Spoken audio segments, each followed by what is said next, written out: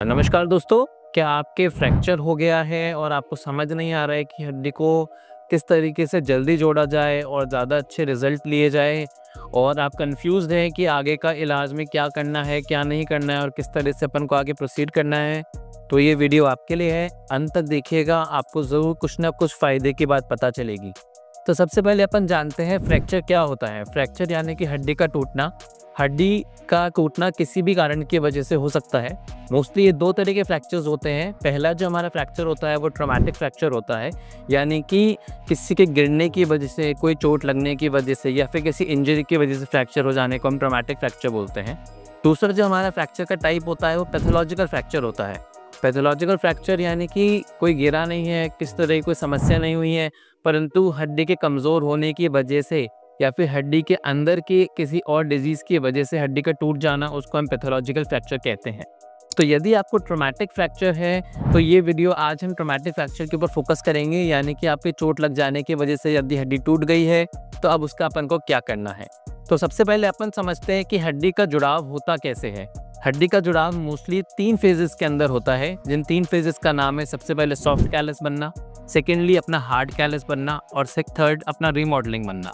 Soft callus का मतलब होता है कि हड्डी स्टिकी हो जाती है, यानी कि वहाँ पे कार्टिलेज डिपॉजिट हो जाता है, जिसकी वजह से फ्रैक्चर का यूनियन चालू होता है। हार्ड कैलस का मतलब उसमें कैल्शियम का डिपोजिशन चालू हो जाता है, यानी कि वहाँ जाके हड्डी मजबूत होना शुरू होती है। और रीमॉडलिंग एक लंबा समय का फेज़ है, जिसके अंदर समय समय पर धीरे धीरे हड्डी अपनी प्रॉपर शेप लेती जाती है और हड्डी के अंदर फ्रैक्चर की लाइन धीरे धीरे करके गायब हो जाती है। इन तीनों ही गतिविधियों में नॉर्मल रूप में 2-2 महीने का टाइम लगता है, तो हम मान सकते हैं आमतौर पर किसी भी हड्डी को जुड़ने में 6 महीने का तो मिनिमम टाइम लगता ही लगता है, उससे भी ज़्यादा समय लग सकता है। मैं ये नहीं कह रहा कि आपको प्लास्टर लगाना के लिए 6 महीने लगाना है, परंतु ये एक नॉर्मल गतिविधि है जिसके दौरान अपना फ्रैक्चर जुड़ता है। अब आपका फ्रैक्चर का ट्रीटमेंट किस बेसिस पर डिसाइड होता है कि आपको प्लास्टर लगाना है या फिर आपका ऑपरेशन किया जाए। देखिए, अगर आपकी हड्डी में मिनिमम डिस्प्लेसमेंट है, यानी कि हड्डी जो है बिल्कुल अपनी दूसरी वाली हड्डी के एकदम कांटेक्ट में है और फ्रैक्चर ने हड्डी को बहुत ज़्यादा अपनी जगह से डिस्प्लेस नहीं किया है, तो हम लोग प्लास्टर की सलाह देते हैं, क्योंकि प्लास्टर से मिनिमम डिस्प्लेस हड्डियाँ अपनी जगह पर अपने आप जुड़ जाती हैं और धीरे धीरे करके अपनी शेप ले लेती है। परंतु यदि आपकी हड्डी में डिस्प्लेसमेंट है, यानी कि आपकी हड्डी अपनी जगह छोड़ चुकी है और दोनों हड्डियों के टुकड़ों के बीच में गैप आ गया है, तो वहाँ पर हड्डी का जुड़ना मुश्किल हो जाता है, तो वहाँ हम ऑपरेशन की सलाह देते हैं।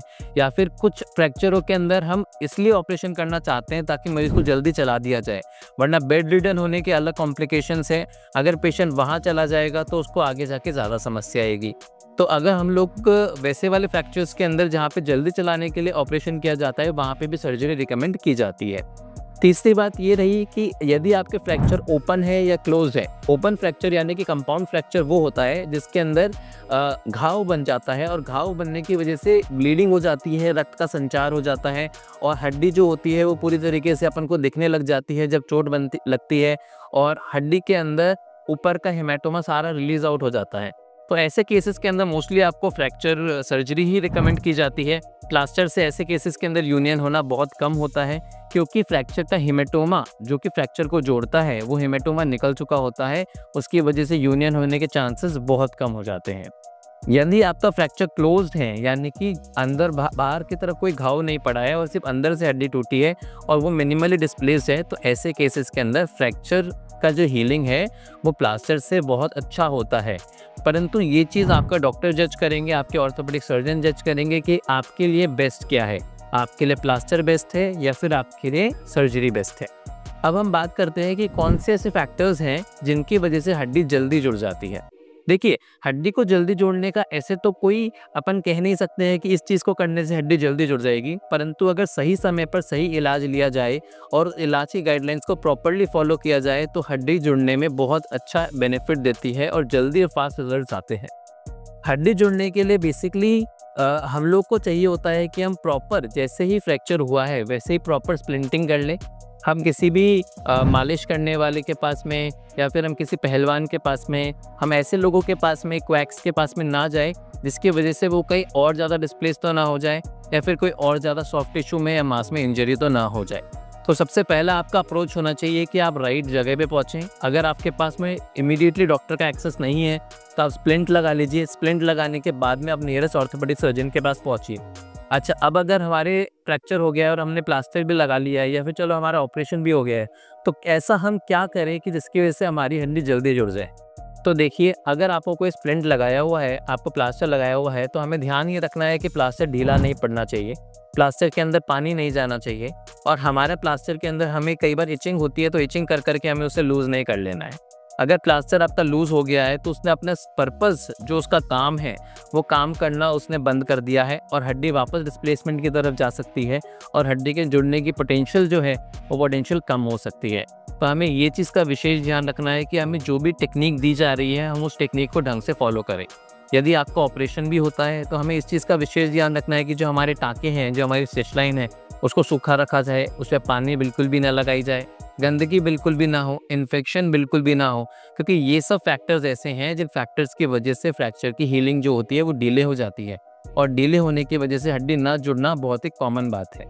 अच्छा, ये सब होने के अलावा हम लोग और ऐसी क्या दवा दे सकते हैं जिसकी वजह से फ्रैक्चर का यूनियन होता है।